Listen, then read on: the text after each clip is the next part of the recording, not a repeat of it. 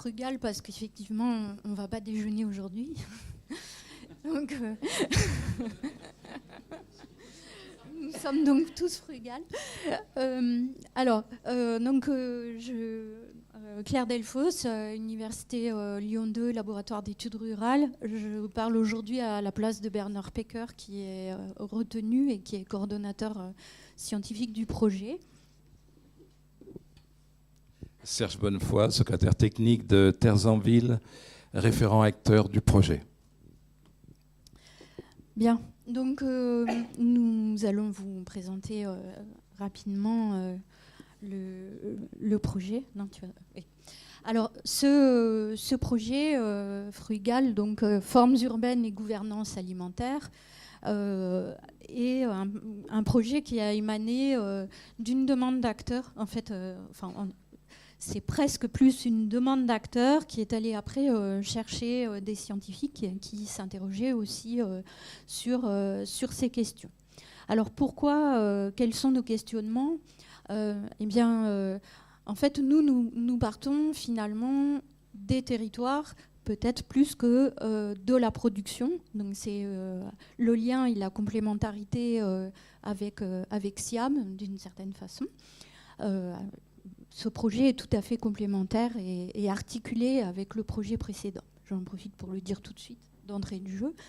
Donc nous, on est parti du constat de la croissance de la population urbaine qui interroge les modèles de productivité et en particulier des modèles de productivité en matière alimentaire. Donc cette croissance urbaine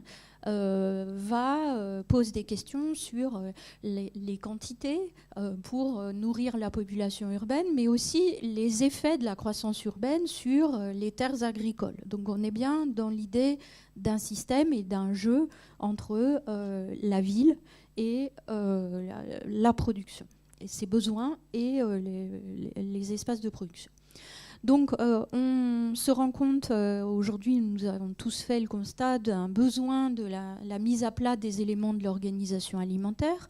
On voit quantité d'éléments de contestation de certains systèmes alimentaires, de modes d'approvisionnement, on a entendu parler depuis tout à l'heure. Donc tant en termes de production, de transformation, de distribution, mais aussi de consommation et bien entendu de recyclage. Je ne sais pas si vous avez eu le temps de voir les gratuits ce matin, il y avait un petit topo sur le gaspillage alimentaire. Voilà. Comme j'ai attendu longtemps mon train, j'ai pu les lire.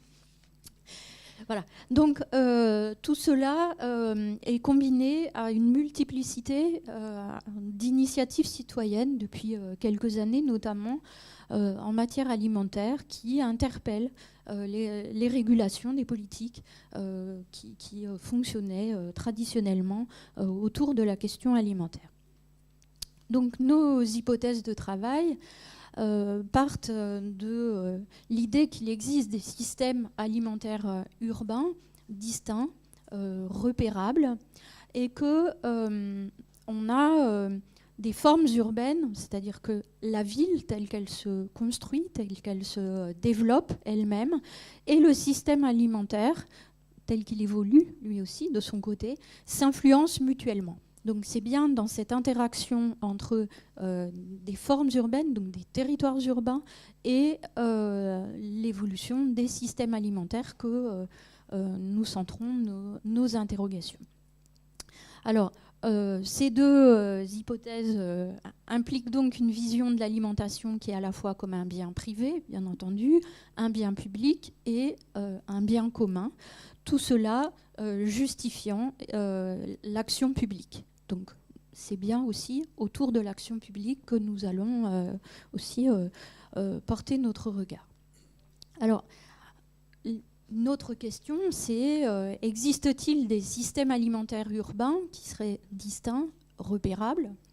Alors, nous allons considérer les flux, les nœuds du réseau autour de l'approvisionnement alimentaire, mais aussi le contexte spatial spécifique des configurations de systèmes spécifiques à travers nos différentes études de cas que nous présenterons tout à l'heure.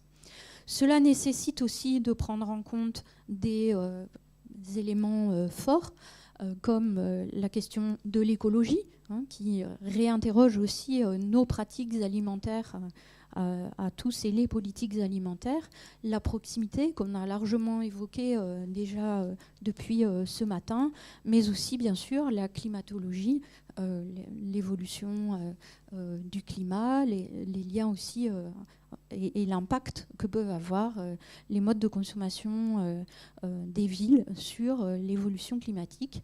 Tout cela contribue aussi à spécifier les systèmes. Enfin, bien entendu, une question importante est celle des choix sociaux qui concernent l'accès à l'alimentation, la qualité, la sécurité alimentaire et qui contribuent aussi à caractériser des systèmes et à faire qu'ils peuvent aussi différer d'une ville à l'autre. Alors, autre point important que j'ai signalé tout à l'heure, c'est comment s'articulent donc et fonctionnent ces influences mutuelles entre les systèmes alimentaires urbains et les formes urbaines. Eh bien, ces formes urbaines, qu'est-ce qu'on entend par là? C'est à la fois les formes matérielles, comment ça s'inscrit dans l'espace, l'évolution de la ville, c'est la différenciation spatiale interne aux villes vues largement, et les formes urbaines d'un point de vue sociétal. C'est-à-dire que l'alimentation, on sait que ça a des implications très fortes en termes de sociabilité, où on nous questionne aussi sur le lien social, le vivre ensemble, décliné autour de l'alimentation qui serait le manger ensemble. Et ce sont des questions que nous nous posons. Tout cela, si on est dans une articulation entre système alimentaire et formes urbaines, comporte de fait une analyse importante du rôle du foncier, et cela aux 3 stades de la chaîne alimentaire. Donc pour la production, bien entendu, et là on peut dire qu'on n'est pas forcément innovant, mais on re-questionne aussi ces questions, enfin ce point-là par exemple autour de questionnements sur le foncier alimentaire, sur les politiques spécifiques pour maintenir du foncier pour l'alimentation par exemple, mais aussi le foncier pour la transformation et la distribution. N'oublions pas dans les politiques d'urbanisme commercial, par exemple, la place que ça a dans l'évolution des formes urbaines. Donc tout cela nous amène à une réflexion sur les politiques publiques territoriales de l'alimentation. Et nous avons, parmi nos volets, des interrogations sur la régulation des différents modes de distribution. Un certain nombre d'entre eux ont été évoqués autour de SIAM aussi, ou de l'économie sociale et solidaire. Mais cela interroge sur la sécurité alimentaire. On sait bien que toutes nos interrogations actuelles sur l'alimentation tiennent aussi à celle de la sécurité alimentaire qui se décline dans de multiples facettes. L'égalité sociale d'accès à l'alimentaire. On évoquait tout à l'heure les questions de prix. Pour qui? Comment? Mais ce n'est pas seulement une question de prix aussi, c'est d'accessibilité à différentes formes d'approvisionnement de l'alimentation ou type d'alimentation. La santé publique à l'échelle locale, on le sait depuis longtemps, mais on le redécouvre, alimentation et santé sont étroitement liées dans les politiques publiques à toutes les échelles, de l'État au local, aux métropoles. La régulation de la qualité, donc on a évoqué les AOC, des formes aussi autour des marques territoriales, mais la qualité, c'est aussi la qualité sanitaire, la qualité environnementale, le bien-être animal, etc. Donc s'interroger et prendre en compte aussi cet élément. Enfin, bien entendu, l'empreinte écologique de l'alimentation. Donc à moi. Bonjour à toutes et à tous. Déjà pour vous dire qu'il s'agit d'un projet interrégional entre le Grand Ouest et Rhône-Alpes, et que ce projet est l'héritier d'un travail acteur-chercheur que l'on avait fait sur les formes urbaines et les formes rurales, les formes agri-urbaines, avec des gens comme Catherine Darro d'Agrocampus Ouest ou comme les Grenoblois, etc. Et c'est dans la foulée qu'à partir des formes, on était arrivé à cette question de la production et de l'alimentation. Et que l'idée de PSDR est née d'une proposition conjointe. Pour nous, l'apport interrégional, il est très important parce qu'on retrouve la matrice de notre réseau qui est un réseau où chaque agglomération est représentée par son intercommunalité et la chambre d'agriculture. Donc on retrouve la création du réseau, c'était déjà un dialogue Rhône-Alpes-Ouest. Et sans qu'on l'ait voulu, c'est ce qui s'est un peu imposé, même si, André le sait, on a essayé d'associer le Nord-Pas-de-Calais à un moment dans l'affaire, mais on n'y est pas arrivé. Donc ça veut dire que le parti... Oui, bien sûr. Alors c'est reparti sur un petit projet de recherche qui s'appelle Aproterre, mais qui va peut-être bouger un jour. Donc le partenariat, il est organisé en 3 niveaux. Il est au niveau local, c'est-à-dire que chaque agglomération, vous verrez, qui a été choisie, doit mettre en place un groupe de travail comprenant les 3 mondes. Le monde des collectivités, le monde des acteurs économiques et le monde de la société civile. C'est un principe de base de nos travaux. Ce groupe et les 2 référents, vu que l'on est dans le système Terres en Ville, les 2 référents acteurs dans les agglomérations sont l'intercommunalité et la chambre d'agriculture.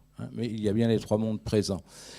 On a le même type de partenariat et de fonctionnement en modalité d'atelier régional, Grand Ouest, Rhône-Alpes, et puis des séminaires interrégionaux. Et l'idée est bien de travailler avec l'ensemble. Donc ça veut dire que sur le plan du référent acteur, vous avez à la fois des demandes de membres, donc d'acteurs de terrain, et vous avez des demandes type Terres en Ville, ce sont des demandes de création méthodologique, de diffusion, de contribution à l'évolution des politiques. Voilà ce qui est exprimé. Alors, du côté quand même des disciplines de recherche, je le dis, sur les disciplines, on retrouve une variété. L'intéressant de l'Est-Ouest, si j'ose dire, l'intéressant étant qu'il y avait une propension un peu plus forte sur l'économie, la géographie sociale et l'urbanisme du côté de Rhône-Alpes, et une propension plus forte sur les disciplines de la sociologie, des juristes du programme LASCO ou encore des agronomes. Et j'oublie les architectes de l'école d'architecture de Bretagne. Donc, le système est construit autour de 4 VR et à chaque volet de recherche correspond un volet de valorisation. Et on est parti du principe qu'on commençait la valorisation chemin faisant et que ce n'était pas un produit final, mais un produit de départ également. Et dans ce système, les 4 volets de recherche sont un volet sur les flux, et donc le débouché de la valorisation, c'est comment comprendre et analyser les flux alimentaires territoriaux, et c'est une demande à l'heure actuelle très forte des acteurs d'agglomération, vous le savez. Le deuxième volet de recherche, c'est acteurs, gouvernance, action publique, initiative citoyenne, c'est celui plutôt des sociologues, et le volet de valorisation, il s'appelle décrypter les jeux d'acteurs et les modalités de gouvernance territoriale, et bien entendu derrière tout ça, c'est comment on arrive à construire une dynamique d'acteurs pour aller vers des politiques alimentaires territoriales. Le volet 3, qui est le volet plus urbain, qui est sans doute l'un des plus originaux, formes urbaines et agricoles, c'est construire les formes agri-urbaines de la métropole alimentaire. Et là, vous retrouvez la matérialité des formes, et notamment les questions de l'agriculture urbaine, des toits, etc. Et enfin, le volet systémique, c'est le système alimentaire urbain, et derrière, c'est aller au-delà de la gouvernance alimentaire, aller au-delà du projet alimentaire, en contribuant à la co-construction d'un système alimentaire métropolitain durable et la mise en place de sa gouvernance. Alors, je vous passe les détails des inter-VR. C'est un système avec des phases où le volet systémique commande des choses au VR, où les inter-VR travaillent ensemble et où il y a une relation entre inter-VR et volet systémique et VR4. Les agglomérations. Alors, quand on dit agglomération, c'est région urbaine, métropole, on est au-delà du territoire géopolitique des intercommunalités. Du côté Rhône-Alpes, vous avez Lyon, Grenoble, Pays Rouennais, avec comme terrain de comparaison Ce qui laisse entendre que là, c'est l'organisation d'un séminaire Genève, le Grand Genève. Et du côté Grand Ouest, vous avez Lorient, Nantes, Poitiers, Angers, Rennes, Caen. 2 terrains secondaires qui sont des villes plus moyennes, comme Alençon et La Rochelle. Voilà. Donc une diversité assez forte. Toutes ne sont pas dans le réseau Terres en Ville. Je crois qu'il y en a 7 sur 9. Hein. Voilà. Je peux ajouter un petit mot. Notre idée, c'était effectivement, on a beaucoup de recherches qui ont été conduites à l'échelle des métropoles, dans le sens géographique cette fois. Et l'idée, c'était aussi de diversifier un petit peu et d'aller voir des villes, comment ça se passe autour de villes moyennes. Et ce qui est intéressant aussi dans la comparaison Rhône-Alpes-Grand Ouest, c'est que les pratiques alimentaires, les pratiques commerciales, les cultures aussi politiques ou de liens entre les acteurs publics territoriaux et l'agriculture sont différentes. Donc cela nous permet de creuser un petit peu plus et nous permettra d'aller plus loin après dans les propositions. Alors là, c'est le slide de pub pour Terres en Ville, mais j'ai pris l'exemple de Terres en Ville parce que c'est plus facile pour moi, mais j'aurais pu prendre Agrocampus Ouest, j'aurais pu prendre Nantes Métropole avec son PAC qui est en train d'être élaboré, et vous faire l'intérêt de ce projet aussi, c'est comment il se connecte à d'autres projets, à d'autres réseaux, et comment on peut aller plus loin. Alors, l'une des connexions, et c'est pour ça que je le montre, le plus important, en dehors de notre stratégie lieu-ressources pour les agglomérations, c'est la connexion qu'on va organiser avec le réseau national des projets alimentaires territoriaux, dont Terres en Ville est le chef de file, en copilotage avec la PCA et un certain nombre de partenaires, comme la DCF, la FNO, etc. Donc là, on voit bien que entre la production de connaissances, les résultats et la manière dont les résultats peuvent participer à la réflexion sur l'action publique, qu'elle soit locale, régionale ou nationale, il y a des choses à jouer. Si tu veux dire quelque chose. Oui, moi je voulais ajouter que ce projet connecté, il est bien entendu, on ne l'a pas remis parce que ça va de soi avec les projets PSDR 4 Rhône-Alpes et en particulier le projet SIAM avec lequel, comme je l'ai dit d'entrée, nous travaillons étroitement. Alors oui, comme on n'en a pas trop parlé, mais la connexion aussi avec le MCDR Cap d'Or PSDR 4 est important avec ces beaux sigles. Dans le réseau rural français se joue aussi sur la production de connaissances et sur ce qu'on pourra sortir comme outil de valorisation, des diffusions possibles dans les réseaux ruraux, régionaux, etc. Alors la valorisation, on y est justement. Ce que vous avez, alors valorisation classique, académique, article, ouvrage final, colloque, etc. On a dû prévoir aussi des MOOC, des choses comme ça, bien évidemment. Et là, notamment avec l'équipe de Caen, les géographes ruraux de Caen, et sur les livrables de valorisation, comme la valorisation commence chemin faisant, on a des outils d'acculturation comme des glossaires, des biographies, des fiches territoires, des fiches chercheurs, fiches acteurs, des outils d'information, donc le point sur les flux alimentaires, des outils méthodologiques, guide de la planification alimentaire, du food planning, ou guide de la construction d'un système alimentaire durable, des outils de sensibilisation des politiques et des acteurs et d'aide à la décision, et des outils de formation et d'appui. L'idée est d'aller jusqu'à, comme d'autres projets l'ont dit, à construire des appuis à apporter à d'autres territoires.